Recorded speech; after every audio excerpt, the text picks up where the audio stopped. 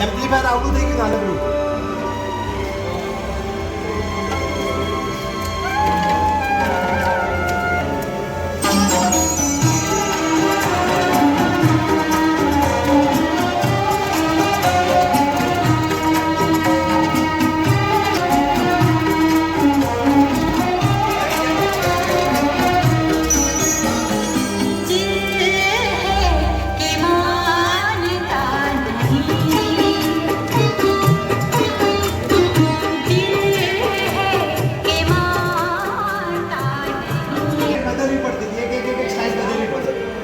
પછી વૈજ્ઞાનિકે શોધ્યું એકી સાથે 50 સ્લાઇડો ભેગી મૂકી એટલે 1 સેકન્ડની અંદર 16 થી 20 ફોટા આની આગળથી પસાર થઈ જાય.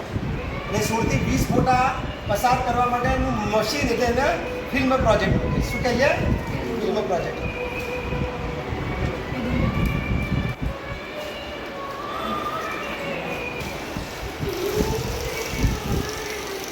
તો એક બાજુ રીલ લગાવવામાં આવે, એક બાજુ રીલ લગાવવામાં આવે અને બીજી બાજુ શું થાય? આ રીલ વીટીએ લાગે દેખાય છે આમ, અને અહીંથી પ્રકાશ પડે એટલે સામે પિક્ચર બને. શું બને? પિક્ચર.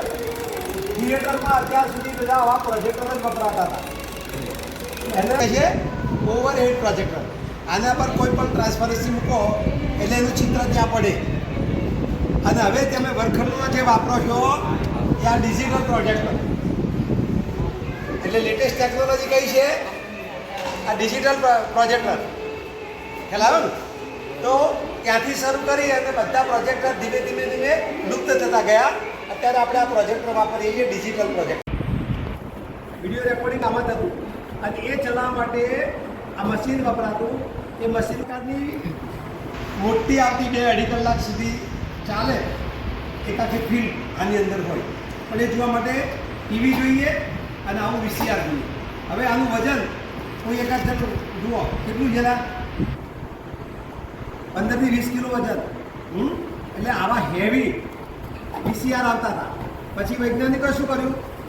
આ હલકા બનાવી દીધા, હલકા ફૂલકા નાના વીસીઆર બનાવી દીધા. પછી એમ થયું કે ભાઈ આમાં તો ખાલી કેસેટ જ પ્લે થાય છે, રેકોર્ડિંગ કરવું હોય તો શું? એટલે કે આ નવી ટેકનોલોજી લાયા. આમાં જોઈ પણ શકાય અને પેલો ડિજિટલ કેમેરો રહ્યો ને મારી બાજુ પેલો દેખાડે તો એ આમાં લગાડો એટલે રેકોર્ડિંગ દેખાય.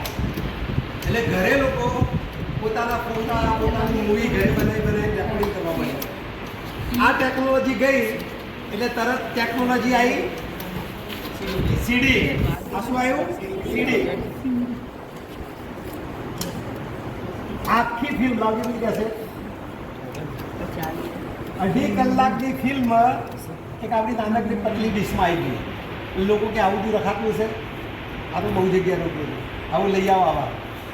તો આ બની ગયું સીડી પ્લેયર. શું બની ગયું? સીડી પ્લેયર અને ડીવીડી પ્લેયર. આની અંદર તમે સીડી મૂકો એટલે ગીતો સાંભળી શકો, સીડી મૂકો એટલે તમે ફિલ્મ પણ જોઈ શકો. પછી મશીન શોધાયું બહુ ઝડપથી લેટર એક સરખા અક્ષરે. તો ABCD બધું લખેલું આવતું. જ્યારે તમે કોઈ પણ બી દબાવો તો અહીંયા એક સળિયો ઊંચો થાય, એના પર બી લખેલું હોય. એ જોરથી અથડાય કાગળ ઉપર એટલે ત્યાં બી પડી જાય, એ પડી જાય. એટલે શરૂઆતની અંદર છોકરાઓ આ ટાઈપરાઇટર શીખતા હતા ક્લાર્કની નોકરી માટે ટાઈપરાઇટર ફરજિયાત હતું. તમને આ ટાઈપરાઇટર આવડતું હોય તો ક્લાર્કની નોકરી મળી જતી. હવે શું થયું? કમ્પ્યુટરમાં ટાઈપરાઇટર આવી ગયું. એટલે હવે આ ટાઈપરાઇટર ગુમ થઈ ગયા, ક્યાંય જોવા મળશે નહીં. ક્યાંક તમે કોર્ટમાં જાઓ તો તમને જોવા મળે. મશીન કામ કરે અને લોલક આમ ચાલે. લોલક આંદોલિત થાય એટલે પેલો કાંટો જે ફર્યા કરે અને એના આધારે આપણે સમય જોતા હતા. એ પછી નાનું ઘડિયાળ બન્યું ઘરે જગાડવા માટે. આને કહે છે એલાર્મ. શું કહે છે? એલાર્મ. તો તમે જેટલા વાગ્યાનું ઘડિયાળ મૂક્યું હોય એટલા વાગે ઘંટડી વાગે, બરાબર? બંધ કરવા માટે બટન આ દબાવો એટલે બંધ થઈ જતું. હવે કોઈના ઘરે આવા એલાર્મ રહ્યા નથી. હવે કયા આવી ગયા? મોબાઈલમાં અથવા તો તમારા ઘરે ડિજિટલ ક્લોક આવી ગયા. ડિજિટલ ક્લોક એટલે અત્યારે તમે જુઓ છો એ અમે વિવેકાનંદ સંસ્કાર તપોવન સેક્ટર 17માંથી આવ્યા છીએ. કાલે ટેકનોલોજી દિવસ હતો એટલે આજે અમે નિસર્ગ સાયન્સ એન્ડ કોમ્યુનિટી સેન્ટર ઉપર આવ્યા છીએ દેખવા. અહીંયા જે જૂની અને નવી ટેકનોલોજી વચ્ચે બધું મૂકેલું છે. જે જૂની ટેકનોલોજી અમે નથી જોઈ એ અમે આજે પહેલી વાર જોઈ છે.